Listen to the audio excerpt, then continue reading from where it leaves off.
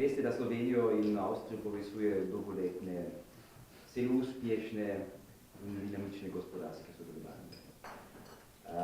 Avstrijska podjetja so približno investirali 3,6 milijarde evrov in Avstrija je največji tuji investitor v Sloveniji. V Sloveniji imamo trenutno več kot 1000 podružnic s večinskim avstrijskim kapitalom, ki zaposluje več kot 20,000 ljudi. Zelo ponosni smo, da tudi blagovna menjava med Avstrijo in Slovenijo je lani znašla približno 5,5 milijard evrov. In to je rekordno, ni samo rekordno med Slovenijo in Avstrijo, kot to je rekordno poroči, da to pomeni, da je to 2700 evrov na prebivalcu v Sloveniji. In to je iz avstrijskega pogleda mednarodni rekord in mednarodni standard. Nikjer drugje smo ustvarili. Če pogledamo, ki so avstrijske firme investirali v Sloveniji, seveda ni govorijo, ni čudo, da več kot polovic, to je v Ljubljani in regije, okoli Ljubljane, osrednjo-slovenska regija, ali tudi vidimo veliko vlaganje investicije v vzhodno Slovenijo, torej Štajerska, Savinjska, Pomorje in tam veliko v proizvodnjo, letalska industrija, pomorska industrija. Če pogledamo drug aspekt, odkud prihajajo investicije iz Avstrije v Sloveniji, seveda Dunaj dominira, ali ne tako močno kot Ljubljana v Sloveniji. Cirka 240 od naše firme, koje so investirali v Sloveniji, prihajajo iz Dunaju in područje oko Dunaja. In potem sledi, seveda, jaz sem iz Koroške, Jani in tudi, smo ponosni, da sledi Koroška 170, 175, koje so prišli, koje so investirali iz avstrijske Koroške v Sloveniji. Zakaj so investirali, to seveda tudi vprašamo. V Sloveniji avstrijske firme je zelo všeč geografska lega. Za nas Slovenija tudi seveda Luka Koper in sve, kaj je v kontekstu Luke Koper, to je najpomembnejša luka, avstrijske luke, slovenska luka ali za avstrijsko gospodarstvo na celem svetu, ne samo v regiji, kot na celem svetu. To pomeni, geografska lega Slovenije je idealna z avstrijskog vidika in to je ena zelo relevantna prednost Slovenije.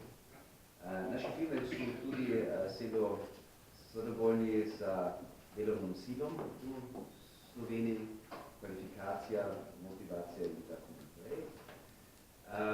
Varnost države seveda, vemo, da Slovenija je varen in da je zelo ugodno investirati, delati v Sloveniji.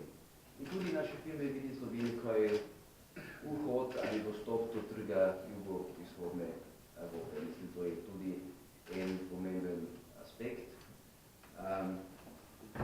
V tom kontekstu tudi vidimo sedaj, da Adria res ni več je en nedostatek seveda za ovaj aspekt.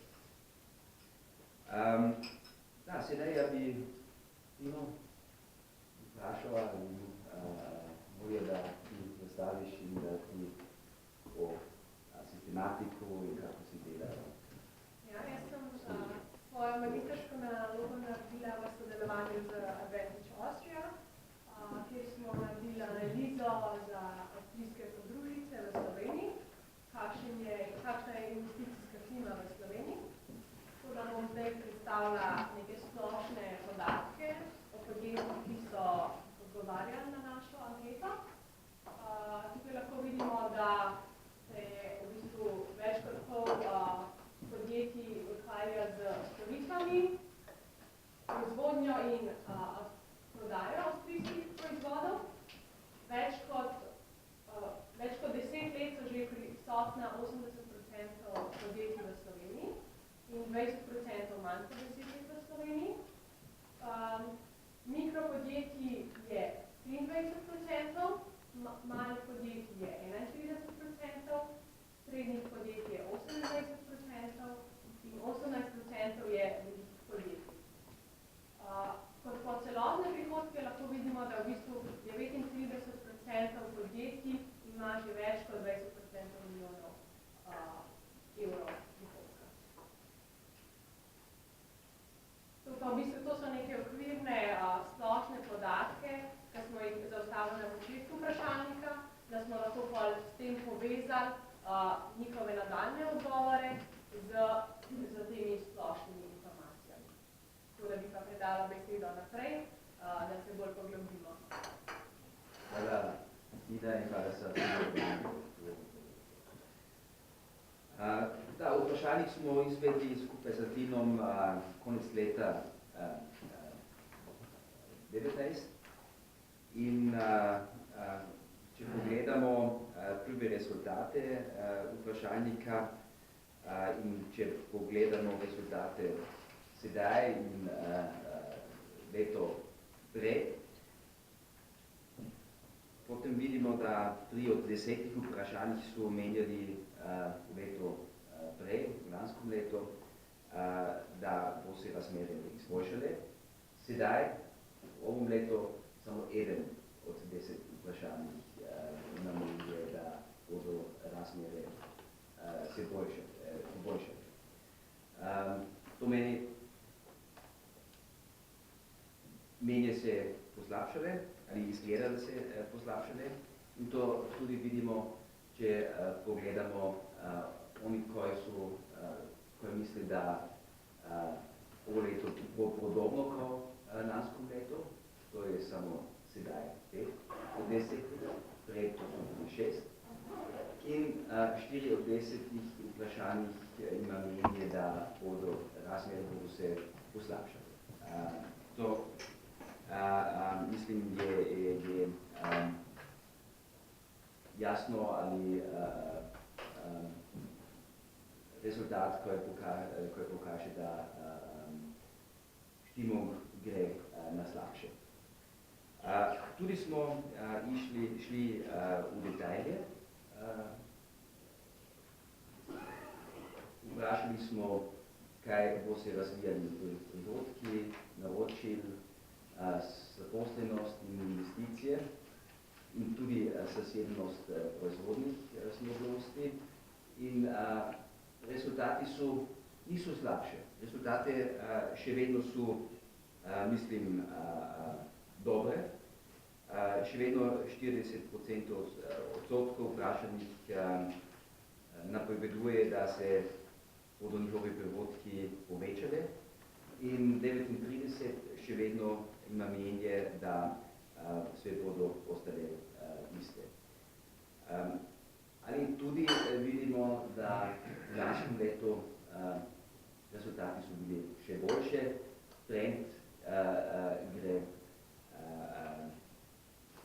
na smer, da so firme, da so ljudi, ki delajo, ki vode firme, bolj pesimistične. To tudi vidimo, če gremo naprej. Če vprašamo, če je Slovenija zanimiva lokacija za investicije avstrijske firme, še vedno rezultat 75-10%, koje so pozitivne, koje govori, da je dobro investirati v Sloveniji, da oni bo spet investirali v Sloveniji, še vedno to je dober rezultat. Ali lansko leto smo imeli še boljše rezultat, 91% odstotkov smo imeli in to je bilo rekordno, moram govoriti. In ovo leto, mislim, to je poprečen, še vedno v redu rezultat, ali ni več kao in prej.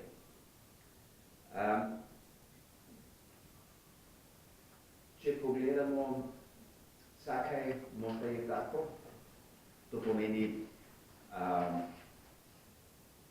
kaj so prednosti, kaj so slabosti investiranja v Sloveniji. Onda potem še vedno vidimo, da to so veliki prednosti v Sloveniji kao izobražbo, kakovostjo, motivacijo delovne sile. Mislim, to je absolutan plus v Sloveniji. V svakom firmu, ko ja poznam, je tako, da oni so zelo zadovoljni sa ljudima, kako oni delajo in koja je kvaliteta in koje su rezultate koje oni imaju. Mislim, to je mog vidika, če mene vprašaju ljudi v Avstriji, možda največji plus v Sloveniji. Ljudi in način, koje ljudi delajo v Sloveniji. Tudi, to je zanimljivo za mene, oni su govorili, da davčni sistem na splošno je pozitivno in tudi dostop do javnih razpisov je pozitiven element. Kritične točke, in to je tudi zanimljivo, ostaje podobne kot v preteklih letih. Spremembe ni preveč. To je davčna obremenitve dohodkov, javna uprava, nefleksibilnost delovnega prava, plačna nedisciplina in pomanjkanje delovne sile.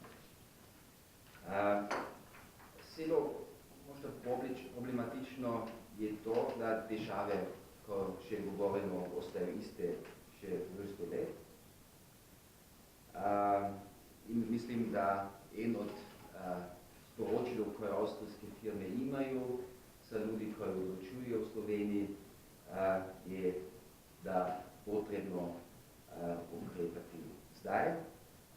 Potrebno so spremembe, reforme in konkretne ukrepe. Vprašali smo tudi, koje so to ukrepe, koje so potrebne, to pomeni neki to-do list, koje smo anketirali. Vprašali smo, katere ukrepe bi morali izvesti vlada, da bi Slovenija postala atraktivnejša za investicije. In tukaj vidite rezultate, zmanjševanje administrativnih ovir, več odprtosti in transparentnosti, boj proti korupcije, več hitrost pri izdavanju dovoljenj in tako naprej. To so kritične točke in to so stvari, koje naše, to pomeni avstrijske investitore, bi htjeli, da se spremeni. Tudi smo, ko lansko leto vprašali in testirali, kako je, budući da to je en od najvećih prednosti v Sloveniji, delovna sila, ljudski potencijal. In to je bil razlog, zakaj smo spet vprašali, kako je pomanjkaj, odnosno dostop do kvalificirane delovne sile. In vidimo, da še problematičnija situacija.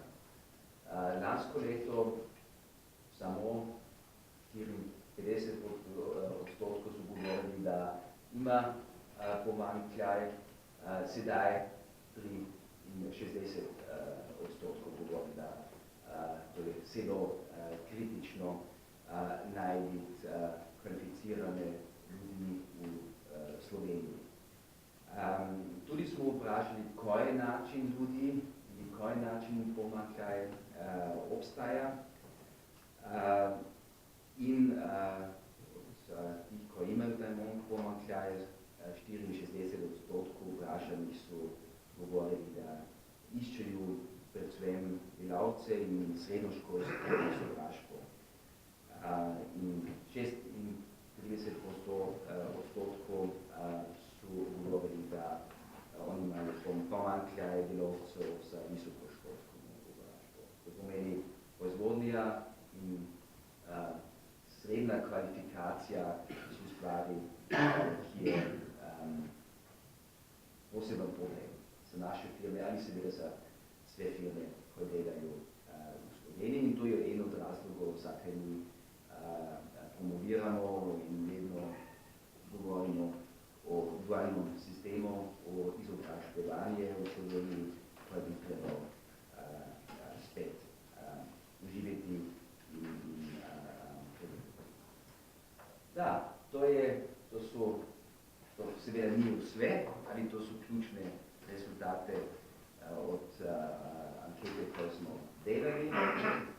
Zaključek, kaj bi smo mogli govoriti, pozitiven aspekt je, da Slovenija še vedno zelo atraktivno za naše firme, za avstrijske investitore, oni še vedno prihajajo, investirajo v Sloveniji. Ali vidimo tudi negativen trend, to pomeni, trend je ena stvar, ko moramo gledati, točno paziti, kaj se dogaja naprej. In jaz mislim, da to bi bilo en razlog, zakaj govorimo in zakaj iščemo od slovenske vlade, tudi ko jo odličuje, da reformirajo, da to je možda en razlog in dodaten razlog za konkretne ukrepe. Zaključek od naše analize in sedaj ja bi molil tudi iz prakse Kamen Demša in Jani Oswald za vaše mnenje in veliko Ja. Najprej kompliment slovenskemu jeziku. Ja, še vedno. Veliko delam z nemško govorečimi poslovneži v Sloveniji, ampak veliko njih se tudi poskusim učiti slovenski jezik, ampak vaše stopnje ne poznam nikogar. Drugače, če se samo predstavim, sem Kamen Demša, delam skoraj že 25 let z nemško govorečimi investitorji v Sloveniji, pri družbi Leitner & Leitner, ki izvira iz Avstrije in seveda tudi naše stranke v velikem delu so podjetja iz Avstrije in posamezniki. Zdaj, eno področje naj bi predstavljal, se ukvarjam z davki, to je področje, ki ni kot prednost navedeno. Moram pa reči vsem, da so me te pozitivni aspekti veliko bolj prepričali, kakor se mi pa zdi, da je to davčno področje res en tak velik in težek problem.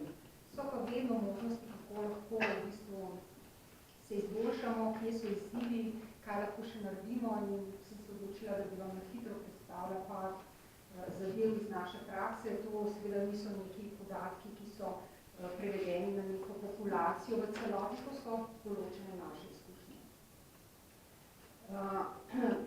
Anketa je rekla, da obdavčitev dohodkov je problematična. Dohodke imamo in fizične osebe in jih imajo podjetja. V obojih primerih jaz vidim možnosti za izboljšave, tudi določene težave, predvsem pri, bom rekla, dohodnini, povezani z prispevki za socialno varnost in potem pri tem, kar zaposleni dobimo kot neto izplačilo v primerjavi z avstrijskimi dohodki in obdavčitvijo le-teh. Dohodninska lestvica sicer ni tako bistveno drugačna, kot je avstrijska, gre tja do 50%. Res je, da prej dosežemo više procente, vendar zopet ne bi rekla, da je to samo po sebi zelo problematična razlika. Je pa res, da v spodnjih razredih nižjih dohodkov se hitreje začne obdavčitev, tako da so nizke plače više obdavčene. V zgornjih razredih višjih dohodkov je pa največja težava ta, da za prispevke za socialno varnost nimamo kapice, tako kot primerjalno veliko držav tudi Avstrija. Torej, od vsakega evra dohodka se odmerijo tudi prispevki za socialno varnost. V Avstriji primerljivo je seveda zadeva takšna, da do neke višine dohodkov se prispevki obračunavajo, naprej pa ne več.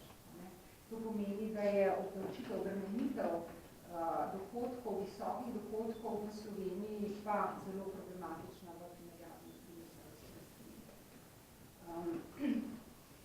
Kar bi morda pri dohodnini in pri prispevkih še omenila, je to, da jih obračunavamo na primer tudi od bonitet. In to je mogoče tak primer, ki je bolj praktičen. Včasih bi lahko se izboljšali tudi pri uporabi davčnega prava in pri davčni praksi. Naprimer, ena sprememba v lanskem letu se je zgodila glede navodil, zakon je ostal enak, navodil, kako naj bi obračunavali boniteto od avtomobilov v primeru, ko naprimer se avto zamenja in to običajno ni ravno na 31. ali 30. v mesecu, ampak se to zgodi lahko tudi vmes med mesecem ali pa se praviloma zgodi tako. Prejšnje navodilo je bilo takšno, ki se meni zdi zelo tudi logično, da se proporcionalno, zato je tudi kolikor je bilo še staro vozilo, v zasebni rabi obračuna boniteta, potem za preostale dneve pa že proporcionalno od vrednosti novega vozila. No, zdaj, navodilo lansko leto je takšno, da je treba obračunati obe boniteti, da se boniteta obračunava na mesečni ravni in se seveda obremeni z dvojno boniteto osebo, ali pa je treba res računati, da se bo na zadnjega v mesecu vozilo menjalo.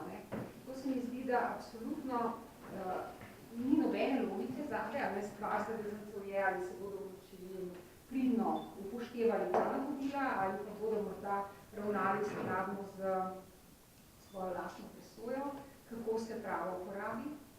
Ker jaz bi rekla tako, pravica do uporabe vozila je tisto, kar je neke vrste boniteta z mojega vidika. In če ima neka oseba dve vozili ves čas na razpolago, bi razumela, da mora plačati dve boniteti.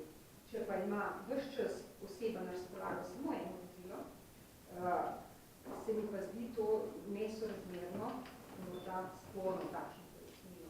Kar tako malo za en namig iz prakse, več tega srečamo, ampak da vas ne bi preveč zamorila. Bi šla še na obdavčitev pravnih oseb, davkov dohodka pravnih oseb.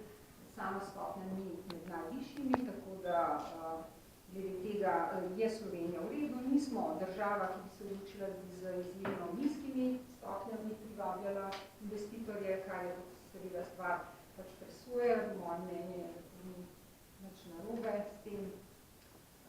Pri obdavčitvi dohodka od pravnih oseb, jaz rekla, je za nas problem, ampak spet se stanje izboljšuje mojih 25 let prakse, kaže na to, da Slovenija gre in njena davčna praksa v smeri držav, ki imajo v bistvu dolgoletno tradicijo, veliko daljšo, kot je pa naša mlada država stara na področju davkov. Torej, mi se razvijamo in delamo korake v dobri smeri.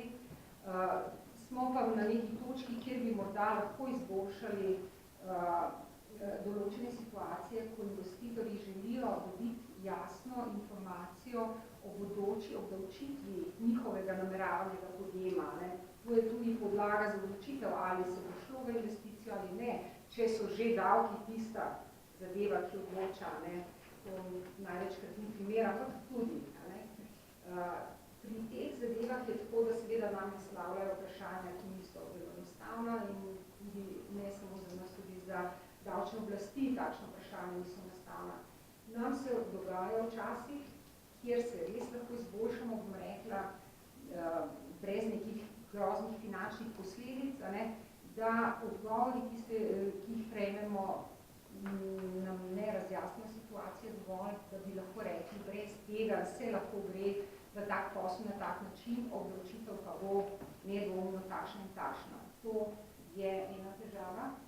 Druga težava, bi rekla, je pa potem že, ko smo že investirali v Sloveniji in se nam že nekaj zgodili in smo v davčnem postopku.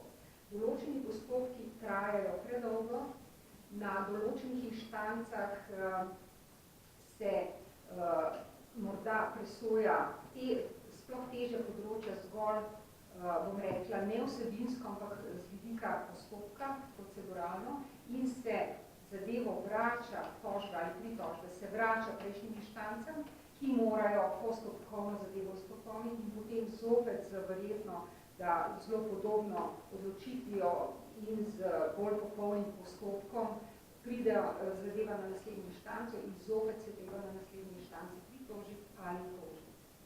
To traja, to so leta in samo močni subjekti, finančno močni, lahko zdržijo to vrstne postopke, pa tudi stroške, ki so povezani s tem.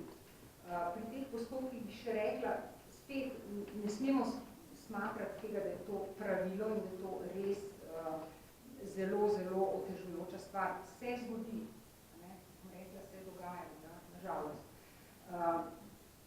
V odnosu z Avstrijo, naprimer, naša izkušnja ena praktična je tudi ta, Slovenija je podpisala veliko konvencijo o izogibanju dvojnega obdavčevanja, tudi za Avstrijo seveda, in zavezanci davčni v Sloveniji imajo pravico se sklicevati na pravice iz teh konvencij, tudi avstrijske, in to terja določen postopek, kako se to lahko doseže. In sicer rezultat je ta, da se oba kompetenčna organa, slovenski in avstrijski, srečata in se dogovorita. Ker če reče slovenska davčna uprava, te stroški v Sloveniji ne bodo priznani, ker jih je zaračunala matična družba in so tržno neprimerljivi ali so prekomerni ali celo nepotrebni, takšne so včasih ugotovitve. In če te stroški zdaj v Sloveniji davčno niso priznani, potem bi praviloma morala Avstrija izvzeti to vrstne prihodke pri mami, ker če ne je en prihodek obdavčen dvakrat. In to je že en razlog, najbolj pogost, da se oba kompetenčna organa srečata in se dogovorita. No, kje je tukaj težava? Postopek že sam po sebi je zamuden. Traja, da se vse to odvije, kjer mi vidimo težavo je ta, da Slovenija na nek način, kot da bi s figo v žepu, upoštevala pač izvedbo te konvencije z Avstrijo in tudi sicer, ni tukaj Avstrija posebnost. Slovenija zelo hitro obravnava zadevo, ki kaže na to, da je volumen in tematika takšna, da bo zelo verjetno prišlo do postopka medsebojnega dogovora, do mednarodnega spora, in takrat se odločitve relativno hitro sprejme na drugi in tretji inštanci. Tretja inštanca je že sodba in sodba sama po sebi omeji slovenski pogajalski organ na dikcijo pač te sodbe. Te sodbe seveda so orientirane, bom rekla, izključno ali pa zelo močno na slovensko korist, torej so pogajalci zavezanih rok v takšnih primerih. In najvišja inštanca je že enkrat, zdaj govorim za naš konkretni primer, predhodno razveljavila takšno sodbo in ugotovila, da je treba postopek ustaviti, sodni postopek je potrebno ustaviti, dokler se kompetenčna organa ne dogovorita glede odločitve. In je zdaj, bom rekla, prišlo zopet do tega, da je sodba kljub temu bila izrečena in da je bilo potrebno zopet iti na vrhovni organ in da je zopet prišlo do tega, da je bila sodba razveljavljena in zdaj šele po zamudi 2 let dodatni, bo prišlo zopet do postopka sodnega dogovora. To je ena takšna zadeva, ki nam onemogoča ali pa otežuje delo, strankam pa zelo poveča stroške in obdobje, kdaj se bo zadeva v resnici rešila tako v prid obeh držav in tudi vseh strank. Tukaj v zvezi s tem bi zaključila, če imate kakšno vprašanje z veseljem. Naj povem, da se mi zdi, da kljub takšnim težavicam, na katere naletimo, je vseeno sodelovanje zgledno z davčnimi oblastmi, kolikor zadeva naše potrebe po komunikaciji in tudi potrebe strank. Res pa je, da je sodelovanje v Avstriji za ta konkretni primer, ki sem ga omenila, še zglednejše. Mi smo dobili od naših kolegov v Avstriji vedno takojšnje informacije o tem, v kateri fazi je postopek, katera država je dala odgovor ali vprašanje in kdaj se bosta obe stranki sestavili. Tako da tukaj, bom rekla, imamo tudi še malo možnosti. Koliko na hitrem času dobite od sodišče, ko naša sodišča so v tem konkretnem davčnih primerih pa so super ekspresno hitra? Ja, tretja stopnja je že v roku enega leta. Toliko časa pa tudi ni ravno, da se vsi postopki odvijajo. Mi vedno damo seveda pravna sredstva, da je potrebno ustaviti postopek na sodišču, da gre postopek po konvenciji v mednarodni spor, ampak tukaj zdaj je prišlo že do odločitve Vrhovnega sodišča, da je potrebno razveljaviti takšno stopnjo in da se ne bo kršilo hierarhije še naprej, ker to pa je en del pravne varnosti države. Zanima, bi se dalo to mogoče sistemsko urediti, imaš kako, Avstrija je, bom rekel, izšolana in dolga država, bogato tradicijo, Slovenija mlada država, bi se dalo v kakšnim operativnih sestankih, enostavno to toplo vodo, ki ima Avstrija, da se enostavno se greje na slovenski primer, mislim. Lahko se to poenostavlja, po meni zdaj pa jasno. Ja, jaz mislim tako, da to sodelovanje zelo intenzivno poteka. Zato med drugim tudi to prispeva k temu, kako hitro Slovenija dela korake v razvoju svoje davčne prakse. Ampak vsak organska rast potrebuje nek določen čas.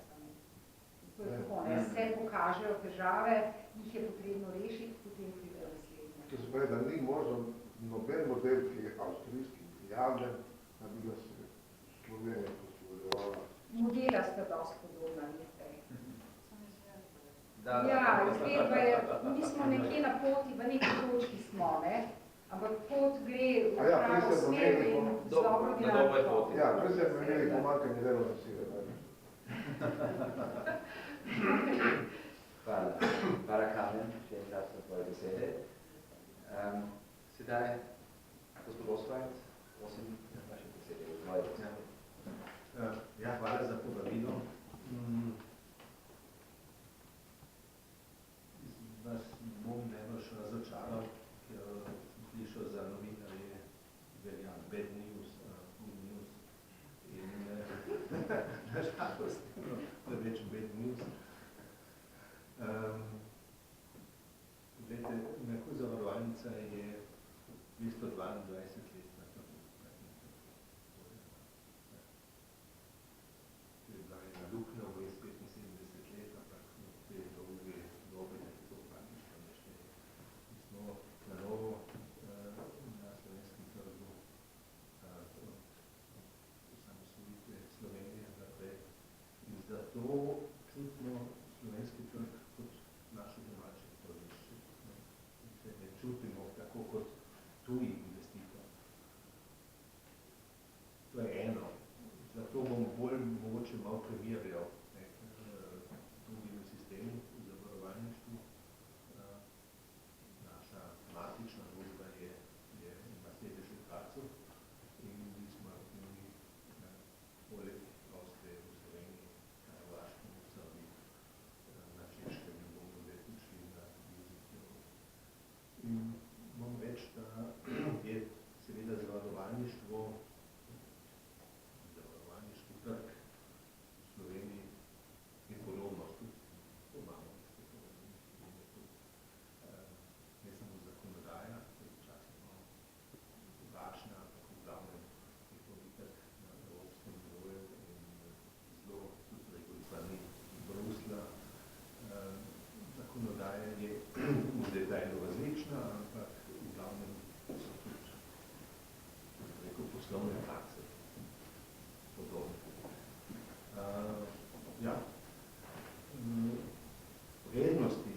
še nekaj, še ena informacija, mi seveda zavarovalniški trg je mednarodni trg, tudi v Avstriji je večina zavarovalnic tujega izvora, so multinacionalke od 4 velikih avstrijskih zavarovalnic, če vzamem regionalne, so 3 tukaj v Sloveniji aktivni in 2 od teh 3 kot samostojne delniške družbe, se pravi kot prave slovenske zavarovalnice.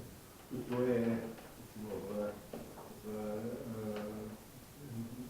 po mojem dobro znati. Mnogo tujih zavarovalnic dela tukaj na sistemu podružnic. Naši štajerski kolegi od Krasa Recesa, ki ga igrame, mi se ponujemo tudi kot slovenska zavarovalnica. To pomeni, da je to seveda tudi znak v zaupanje. Vrednosti v primerjavi z drugimi trgi je, da je delovna sila, da so kadri dolgo izobraženi, da so ambiciozni. V našem primeru imamo v notranji službi izjemno večji delež, kako v Avstriji, ljudi, sodelavcev z univerzitetno izobrazbo. Mladi ljudje so zelo odlični in izobrazbe. Zaposlujemo seveda ekonomiste, pravnike, matematičarje. To bomo več, da smo tukaj v Sloveniji na zelo dobrem nivoju. In se nič ni treba skrivati. Obratno. Kjer je naš biznes, people's business, je seveda vse to, kar je kolegica povedala o obdavčenju, o dohodnini, o obdavčenju delovne sile, seveda tudi določena ovira. V glavnem velja to, vse to lahko 100% podpišem, prednosti, slabosti in davčna obremenitev dohodkov, to je resen problem. Morda je v Sloveniji, bi rekel, zakonodaja glede razmerja delovnih sil malo bolj komplicirana, da smo bolj tukaj v Sloveniji bolj kompleksni, sam potem primer. Delovno območje delo boš sistematizirati. Tega v Avstriji, v tej podrobnosti ne poznamo tako. In to pomeni tukaj na določeno nefleksibilnost, tudi če je treba, ker se pač včasih tudi področja menjajo, ko je treba tudi preusmerno delovno silo. Da je to primerno treba z določenimi internimi akti posodabljati, ko je treba zelo dobro sodelujemo z našim svetnim delavcem. To je tisto notranjo proceduro in se včasih vprašam še zakaj, če je nekaj časno, da odlični človek lahko v primerljivi ravni lahko dela tukaj ali tam po svoji rezultati, zakaj potrebujemo tu toliko formalizma. Pričemer ne vem, to bom čisto odkrito poznati, ali je to že v naših glavah, je to zakonodaja, tako rekoč, ali so tudi pisance, se pravi tudi način, kako poslujemo in kako poslovni običaje, da so takšni komplicirani. Bom povedal samo en tipičen primer. Mi imamo seveda tudi dosto običajev naše matične družbe, imamo tudi določene posebne kondicije komunikativnih potem. Ne pa vedno. Slučajno sem na to prišel. To je ena takšna pogodba, ko so se pravniki odhodila, pa naši pravniki sporazumeli, da bomo dobili nekaj več procenta. Če je vmes tja na recepcijo zvečer, dobil več procentov najbrž. Res upa. To seveda ni zakonodaja, ampak je praksa. Ne? In sploh, jaz osebno sem tudi pravnik, če treniram tudi prakso poslovanja, moram reči, da je v Sloveniji več formalizmov v Avstriji. Tudi med pravniki. To za vsako malenkost se piše dvostranski, štiristranski akt, ki ga podpisujejo pol ljudje v smislu principa štirih oči, torej po nepotrebnem. Ja? Pravilo je okej, praksa pa je včasih nekje v naših glavah preveč komplicirana. Sploh pa mi zavarovalničarji smo pa sploh malo, ker tudi malo ena poklicna bolezen, da smo taki. Torej, če primerjam prakso, ukolikor je to zdaj izvira iz sodniške prakse, iz zakonodaje v delovnih razmerih, tega niti ne bi tako razčlenil, ampak dejstvo je, da je tukaj razlika. Jaz bi tudi še enkrat poudaril stabilnost okoliščin ekonomskih, pa tudi administrativnih, pravnih okoliščin v Sloveniji. To je za nas, zavarovalničarji smo dolgočasni ljudje in gledamo na stabilnost, to je ena velika prednost. Tu je Slovenija na enem dobrem nivoju. V detaljih je seveda tudi so razlike, ne? Recimo dolgotrajnost sodnih postopkov. To je isto pomenila, to je nekaj, kar je recimo, kar sem ukazoval, da je tudi na določen. Samo za primer se to poznamo, ker je to bilo tudi v časopisih, ta izbris podeljenih obveznic. Mi imamo tudi sodni postopek, ki traja od leta 2013. 7 let. In se nič ne gane. In če slišiš tako med vrsticami, ja, da pač bo prišla ena nova zakonodaja, to ne sme veljati v pravni državi. Če pride nekaj na sodišče, mora sodnik, sodnica odločati na podlagi denarnega statusa. Jaz se ne bom čakati, da se bo ena zakonodaja spremenila, da bom napisal drugo ali pa hitrejšo ali pa lažjo sodbo. To je neznosno za nas, recimo v našem primeru, to je za več milijonov evrov. Ne bi zdaj vsebinsko opredelil, tako in kaj. Sam način, da ne pride do razrešitve teh stvari tako dolgo, to ni na evropskem nivoju. Seveda so včasih posamezni postopki tudi v drugih državah dolgotrajni, recimo to kot primer je tako izpodbija sicer zelo dober nivo pravne države. Je pa Slovenija kot pravna država, mislim, to je tudi najbolj tudi počrtal, da je to rekel tudi prav gotovo en vzvod za tudi investitorje, stabilnost okoliščin, da lahko investiraš. In dejstvo, da je Avstrija tako močna tudi kot tuji investitor, je pač tako, da je to ponujajo tudi podjetja to tržišče v glavnem, če že ne kot domače tržišče, ampak kot sosedno tržišče. In tu se pač poznamo in tako so tudi razmerja do stran, do avtoritete, do zakonodaje podobne. Govorili smo tudi o, kako bi rekel, počasni, komplicirani javni administraciji. V našem konkretnem primeru mi delamo v zelo reguliranem trgu.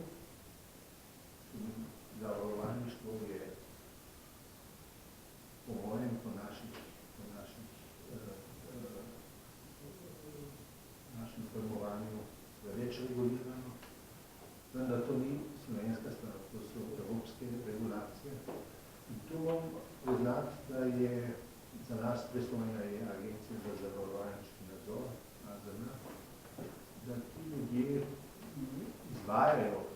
te regulacije zdravo pametno. Kjer ni glutinus, oziroma, ja, kjer je glutinus. Ja. To je mogoče majhnost slovenskega trga,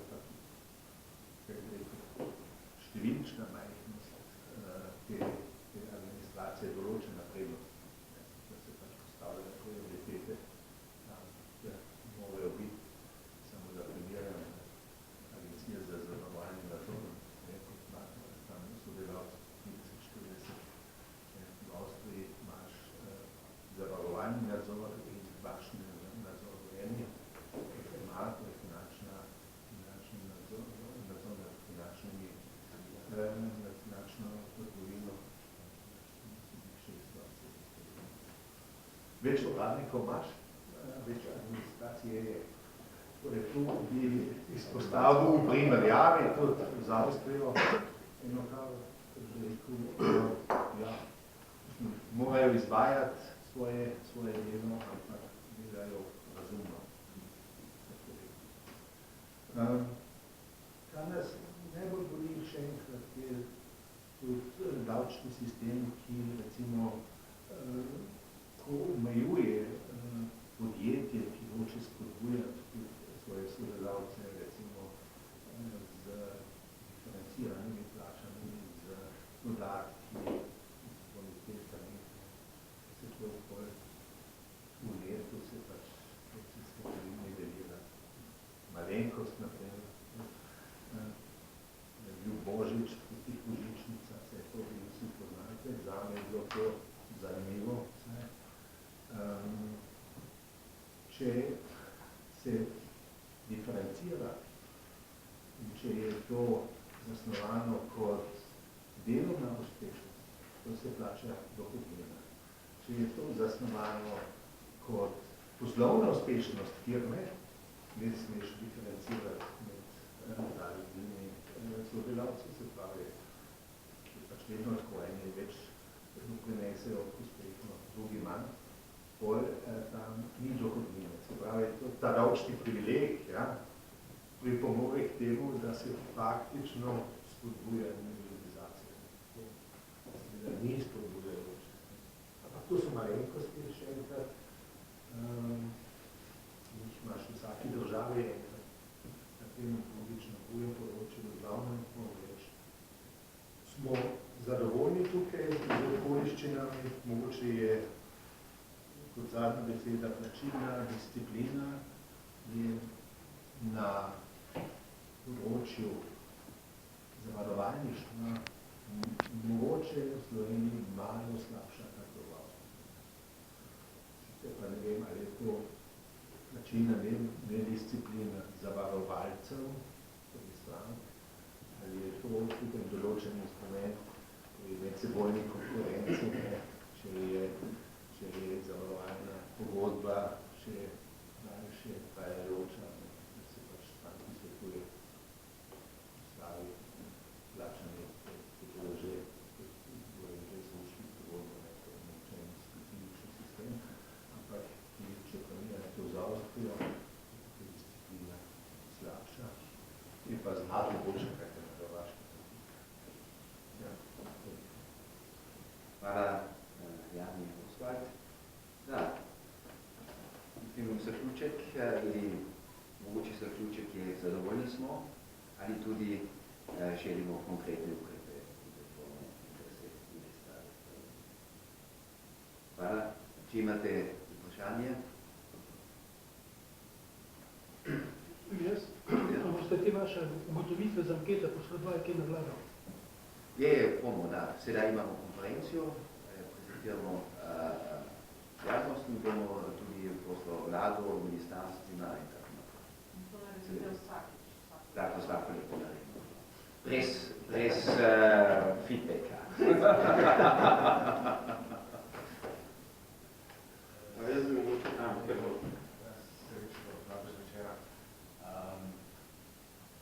verjetno poznate napoved predsednika uprave Magine Jurov, gospoda Gunterja Falterja, da napoveduje zaradi morebitnih sprememb na okoljskih davkih v Avstriji,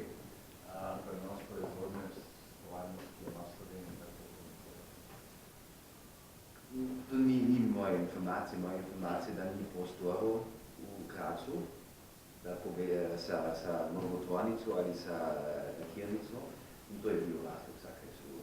Ne, gospod Falter je pa tednoma za ORF povedal, da če bo nova avstrijska vlada, ki ima sedaj v koaliciji tudi zelene, pritiskala z okoljskimi davki, da je vmes samo meja in da če se bo to zgodilo in če ne bodo mogli ustrezno poslovati v Avstriji, bodo celotno proizvodnjo preveč. Celotno? To nisem slišal. Vem planove, da bo tvornica v Sloveniji in tudi tvornica v Avstriji, ali seveda, da, to je en prostor, ja bi govoril. Če v Avstriji stvari se spremeni, to je mogoča alternativa, ali nisem slišal.